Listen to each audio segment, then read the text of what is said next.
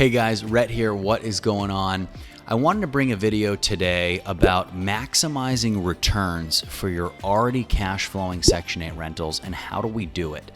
And the first thing that you need to do in order to maximize returns is have the best team, of course. And you guys knew I was going to say that even before I spit it out. You're going to say, oh, he's going to talk about his team again, and he's going to talk about the team. You're right, because you can't make good returns in the first place without having a really good team. If you don't have a good team, we're probably not even having this conversation because your returns kind of stink. But you might be here if your returns stink and you're like, well, how do I maximize them? Well, maximizing is when you're already getting good returns and you're trying to just get them even better. Bringing your returns out of the graveyard is where I get on a lot of calls with people every week who, have no idea what they're doing, and they were told that they should invest in this market, and they were sold a fake bill of goods because someone told them they can get maximum FMR on every house. So they overbought on a property, they overspent, and now they're getting less rent than they thought they would. They don't have a team. They got all their information on Instagram and TikTok, and they believed everything that they heard, and now they're getting killed. Unfortunately, it's calls I have every single week, and part of this is making sure that I can rewire their brain to getting the right numbers, because the sad part about that is a lot of people who fall into that trap of getting stuck with the wrong mentors is they want to do good. I mean, you want to make money, and it hurts me because these are people that want change in their lives, and they want to create change in their lives by helping someone else through Section 8. So to get taken advantage of in the instance where you're getting bad information and you think it's the right information because you don't know better, and you're putting your hard-earned money on the line because the information that you were told is correct is wrong, and now you're losing money, that sucks. So if you guys want to do it right, and you want to do it with the right teams and maximize your returns by getting good returns in the first place, send me an email in the description below. We'll get you on the right foot. I don't care how bad of a situation you're in. I've been on the phone with people who have been in some really, really bad investing situations. We can get you out of them, clean it up, and make sure that you start cash flowing, okay? Now, assuming we have good returns already, how do we maximize them? The number one way to maximize your returns, when we look at our investment properties, if you do this right, you should have a constant in expenses. So your expenses should be relatively stable, meaning every single month, if you have financing on the property, you know exactly what your PITI is going to be. Your principal, interest, taxes, and insurance. That is not going to change. You're signing a 30-year mortgage on that house. The only thing that might fluctuate a little bit is insurance and property taxes a little bit, but fractional. The biggest expenses that you're going to see are your principal, interest payments to the bank, and those are 30-year fixed rate, okay? Now, even if they do fluctuate, they're going to be the same for a 12-month period. So you can assume over your next 12 months, okay, these are my expenses. My property taxes went up $15.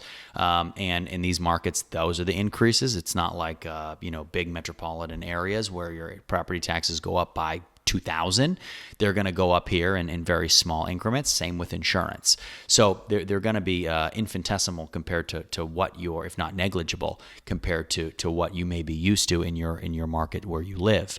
But we have our expenses. We know what property management's going to charge us. So we know that every single month, property management on average is going to take 10% of our gross rent per month. So these are all expenses that we can assume and we can model for over a 12-month period, if not even further into the future. So those are our pretty much non-variable expenses. Our variable expenses are going to be maintenance and vacancy. Now, with Section 8 tenants, vacancy, once you have a tenant in your unit, turnover is extremely, extremely rare. So a lot of times we'll run vacancy on a 0 to 4% if you want to include vacancy in your cash reserves. But usually that is not going to be a factor. If we're talking about maximizing returns, you probably have a tenant in there that is going to be a very long-term tenant, which you can tell if they're going to be long-term or not pretty quickly into the process. If you have a good management company that placed a good tenant, you'll definitely know. And then maintenance. And depending on what you bought and the due diligence that you did up front, you're going to be able to determine maintenance. If you bought a house and you did the Burr method on it with my team, you bought a house for $20,000, you might have put $70,000 or $80,000 into it. You know, it probably has new electrical, new plumbing, new roof, new HVAC, new water heater, all new flooring, new kitchen, new bathrooms, everything. Your maintenance is going to be a big fat one of these most likely. And if something does come up, it's probably under warranty. So you can basically include that. And why I'm getting into expenses so much is because before we can actually talk about revenue, we need to understand our expenses and what our expense picture looks like. If you are constantly getting hit with maintenance every month on plumbing, or electrical, you should probably just take care of it in one fell swoop, rip the Band-Aid off, fix the plumbing problem once and for all, fix the electrical problem once and for all, and move forward and not have another problem with that again. So once we have our expense picture figured out, we need to maximize our profits. Now, the ways that we can maximize profits and revenue are a little bit different. So our profits, of course, are going to be our revenue minus expenses, and our revenues are going to be our gross revenue before we deduct our expenses to find our profit. So what we're going to do first off is look at our expenses. So is there a way to lower our expenses to maximize our profits? Okay, so let's look. So I have a lot of clients that have gotten financing on properties. We've done hundreds and hundreds and hundreds. We've done a couple $100 million in acquisitions in the Section 8 space over the last couple years. So we have a lot of clients that have loans who got them, after COVID, where in 2022, 2023, 2024, they're between 6 and 8.5%. So right off the bat, if I have a client that's in an 8 to 8.5% interest rate, we are going to be refinancing that in the next 12 months when the rates dip below 7%. So that is without question one thing that we are going to do to make an immediate change in cash flow. We're going to drop from an 8.5% interest rate all the way down to 6.5%. That's a 2% change. That's significant. So all of a sudden, our principal and interest is going to come down. Interest, of course, principal will remain somewhat similar depending on what we end up doing with the actual cash out aspect of the refinance. But that interest rate drops. All of a sudden, our payment is lower to the bank, but we didn't even touch the tenant's rent yet. So we're not even there yet in terms of revenue. We're just maximizing our profits by touching our expenses. So number one thing we look at is what kind of rate do we have? When did we lock that rate in versus what does the rate environment look like right now? So that's the first thing we look at. Second thing we look at is going to be insurance. Can we get our insurance costs lower? So can we take our policy and shop it to other companies to get a lower rate without, and this is going to be a key factor throughout this entire video, without sacrificing quality? We need to decrease expenses without sacrificing quality. So if we have $1 million or $2 million liability policy on our house, can we cut costs by dropping it to $100,000 in liability coverage? Absolutely. Should we do that? Absolutely not. So we can always increase our profits, but it gets to the point where you start making stupid decisions because you're cutting things that you need. So don't do that, okay? Now, after we look at that, the other thing to look at is, okay, can we get with a cheaper management company? And the same, we're going to look at that in the same way. Is our management company good? Do they communicate? Can we get with a different management company who's cheaper? And if they are cheaper, is their communication way worse? Do they not have the experience in Section 8? Do they not understand the methods that we're trying to employ? Are they good at filling units? Are they not good at filling units? You have to really, really take a deep dive to see if that's worth the cut, because usually a cut from a management company might be 12% down to 10 or 10% down to 8. When you're renting units for between $1,000 and $2,000 a month, that money is not really enough to where it might be worth it to take a cut in quality to go to a different management company. So that is extremely important to consider. Okay, so those are the things that we look at from an expense standpoint that we can cut. Okay, in terms of revenue, you'll see sometimes online that some Section 8 landlords will charge tenants extra for appliances, or they'll put extra things in units and charge them more money. If you want tenants to resent you, that's a great thing to do, and you want them to try and find ways to sabotage your stuff. Trying to rent them things that you wouldn't have to rent if you weren't Section 8. Like, for example, for those of you who live in apartments, do you pay separate rent for your stove and for your washer dryer in unit and for your microwave and for your refrigerator? No. These people aren't stupid. They're going to know you're trying to take advantage of them, because a lot of times they're the ones that are going to have to pay for that stuff out of pocket. The government's not going to cover that.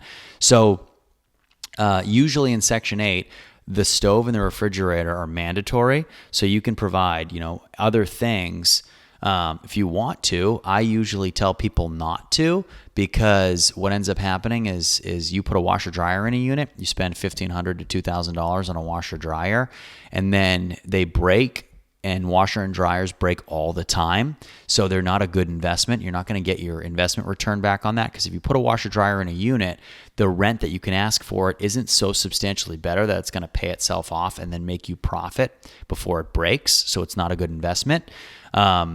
But like a microwave, you don't need to put in a unit at all. Somebody can go to Walmart and buy a microwave for $60. You don't need to buy the same microwave for $60 and then charge somebody $20 a month for it. It's not right. And we're not in the business of squeezing every last penny out of these units. We're creating a very nice unit for somebody to live, where they know that there's a mutual respect between us and them. So they take care of our unit. That's them showing us respect. And then we're showing them respect by not nickel and diming them every single step of the way for an extra, $100 a year. Trust me, they know.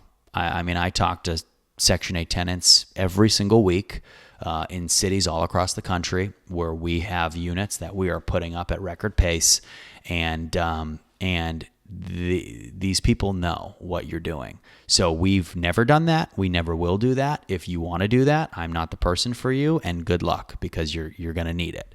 And then in terms of other ways to maximize rent. So every year what we do is we file for rental increases through Section 8. So every single year that your rent comes due, we file for an increase with the housing authority. And very rarely will they say no. And what they'll do is they'll basically run comps. They'll see what Congress allotted them for the following year. They'll see what the budget and the funding looks like for the coming year. And just like the real estate market, prices go up. It's the same in the rental market. Same in Section 8 rental market. Prices are going to go up. So that is something that we always ask for. And more often than not, we're granted an increase. So an increase is a great way to increase rent that the government's going to pay you, while say you have a situation where you can't decrease any of your expenses that year. Every year we're going to increase our Section 8 rent. We're going to file increases yearly, and more times than not, it's not going to affect the tenant. You'll have some instances where we'll try to move the rent up from $1,300 a month to $1,400 a month, and Section 8 will say, yeah, you can do it, but the tenant's on the hook for the other $100. And then you have to have a conversation with the tenant to see if they can afford to do that. And if they can't, trying to figure out somewhere in between that $1,300 and $1,400 where it's going to make sense for them, or between that $1,400 and $1,500 where they can pay it and you can increase your revenue. So that's extremely important as well.